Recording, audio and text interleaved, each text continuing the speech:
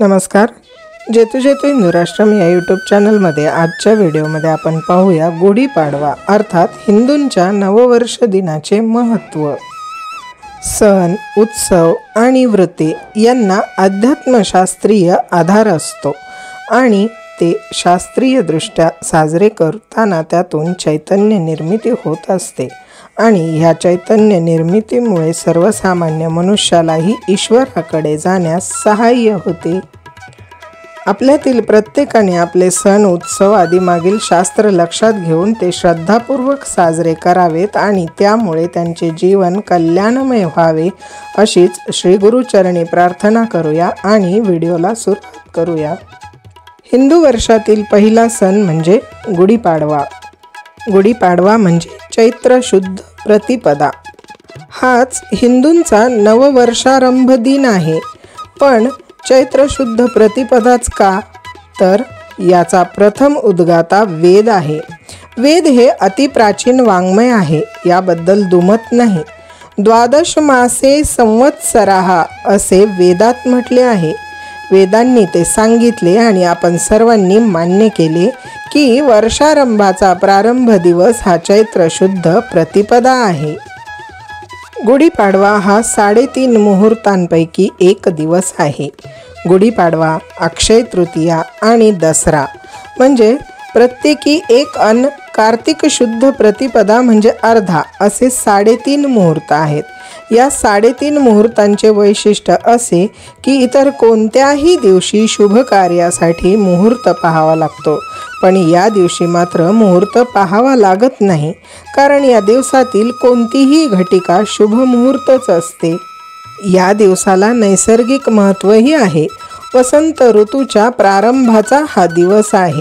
सर्व ऋतूत कुसुमाकरी वसंत ऋतू ही माझीच विभूती आहे असे भगवंतांनी श्री भगवद्गीतेत म्हटलेले आहे. यावेळी हवामान समशीतोष्ण आणि उत्साहवर्धक असते. शिशिर ऋतूत झाडांची पाने गळून गेलेली असतात, तर पाडव्याच्या सुमारास झाडांना नवी पालवी येत असते. वृक्षवल्ली टवटवीत दिसत असतात. गुढीपाडव्याच्या या दिवसाला ऐतिहासिक महत्त्वही आहे. याच दिवशी प्रभू श्रीरामांनी दुष्ट वालीचा वध केला होता. शालिवाहन शकही याच दिवसापासून चालू झाले. शकांनी हुनांचा पराभव करून विजय मिळवला. या दिवसापासूनच शालिवाहन शक सुरू झाले. महाभारतात श्रीकृष्णांनी इंद्रकोपाची पर्वा न करता वार्षिक इंद्रोत्सव बंद करण्याचा आदेश दिला आणि महाभारतातील आदिपर्वात हा उत्सव वर्ष प्रतिपदेस करण्यास सुचवले आहे. तोच हा गुढीपाडव्याचा दिवस. ब्रह्मदेवाने सृष्टी निर्माण केली म्हणजेच सत्ययुगाला सुरुवात झाली. तो हा दिवस असल्याने या दिवशी वर्षारंभ केला जातो. गुढीपाडवा या दिवशी सुरू होणाऱ्या नववर्षाची तुलना सूर्योदयाला उगवणाऱ्या तेजोमयी दिवसाशी करता येईल. निसर्ग नियमाला अनुसरून केलेल्या गोष्टी मानवाला पूरक असतात आणि निसर्ग नियमाच्या विरुद्ध केलेल्या गोष्टी मात्र मानवाला हानिकारक असतात. आता आपण पाहूया सणांचे चक्र. माघी पौर्णिमेपासून उत्सृष्टावय वेदाः असे म्हणून ब्राह्मणांनी वेदाभ्यास थांबवून शास्त्राभ्यास चालू केला आणि यानंतर समाजव्यवस्थेत पालट होऊन समता निर्माण होते. सर्व भेदाभेद, उच्च नीच भाव यांची होळी करण्यात या समानतेचा कळस होतो आणि परस्पर द्वेष, मारामारी यांची रंगपंचमी करण्यात त्याचा शेवट होतो.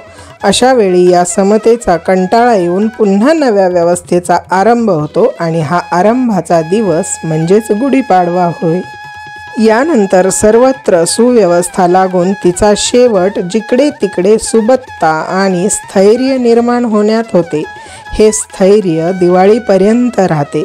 दिवाळीच्या वेळी पुन्हा द्यूत आणि चंगळ यांना आरंभ होऊन होळी आणि रंगपंचमीच्या वेळी पुन्हा सगळ्या गोष्टींचा शेवट होतो. असे हे मानवी वर्षातील उत्पत्ती, स्थिती, लय यांचे निदर्शक अशा सणांचे हे चक्र आहे.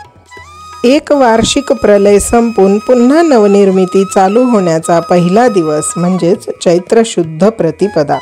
या दिवसालाच पाडवा म्हणतात. चैत्र मास उन्हाळ्यात येतो. या उन्हाळ्याचा त्रास होऊ नये म्हणून एक औषध सांगितलेले आहे. पाडव्याच्या दिवशी हे औषध सर्वांनी घ्यायचे असते। ज्यांना उन्हाळ्याचा त्रास होतो त्यांनी नंतर सुद्धा हे औषध घेतले तरी हरकत नाही। कडुनिंबाची कोवळी पाने, फुले, मिरे, हिंग, मीठ, कैरी, साखर आणि चिंच हे सर्व साहित्य एकत्र करून ते चांगले वाटावे आणि औषध म्हणून घ्यावे। जुन्या पानांमध्ये शिरा असतात, त्यामुळे त्यांच्यातील औषधी गुण कमी असतात, म्हणून विशेष करून कडुनिंबाची मिळतील तितकी कोवळी पानेच घ्यावीत। पाडव्याच्या दिवशी वर्षफल ऐकण्याचाही लाभ होतो। वर्षाच्या आरंभी त्या वर्षात घडणाऱ्या बऱ्या वाईट घडामोडींविषयी माहिती कळते आणि त्यानुसार उपाययोजना करता येतात। उदाहरणार्थ, पाऊस लवकर चालू होणार असेल तर त्या बेताने शेतीची मशागत अगोदरच करून ठेवता येते। बंधू भगिनींनो, गुढीपाडव्याच्या अर्थात हिंदूंच्या नववर्ष दिनाचे महत्त्व तुम्ही ऐकले। हे महत्त्व तुम्हाला पटले ना? तुमचे मत कमेंटमध्ये अवश्य कळवा आणि इतरांपर्यंत ही माहिती पोहोचवण्यासाठी व्हिडिओला जास्तीत जास्त शेअर करा। चला तर पुन्हा भेटू पुढील व्हिडिओमध्ये। नमस्कार।